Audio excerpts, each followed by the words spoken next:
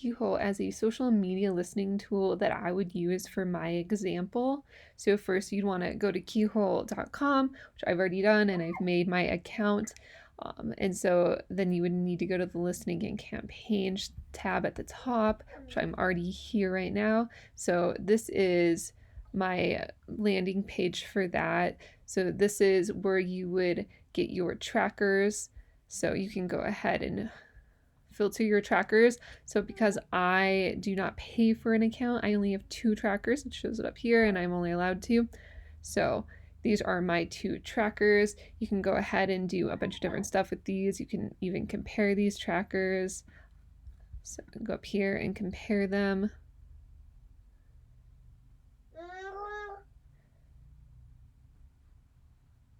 My internet's a little bit slow, but here we go.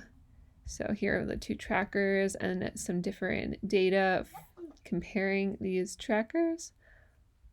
So let's go ahead and just go back to the listening and campaigns page. And let's just focus on one of these trackers. I'm going to go ahead and focus on this one. So this is the dashboard for this one tracker. Each tracker has its own dashboard. So on the dashboard, it has charts and graphs for the data the tracker is pulling in. Here's like a timeline, some top posts, some influential users, and some other data. So there's that. If you go up on the top, you can actually share or export this specific dashboard for this tracker. So on the left hand side, there is some additional information in the subpages. So you can go ahead and look at posts and see what people are using with that specific tracker, who's using it as a hashtag, who's using tags.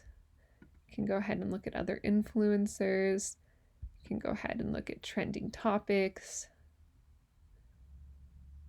So like I said, it's a little slow. You can add subtopics if you'd like. Here's a media wall where it will show some different photos of people using these different hashtags and mentions. You can also look at tracker settings.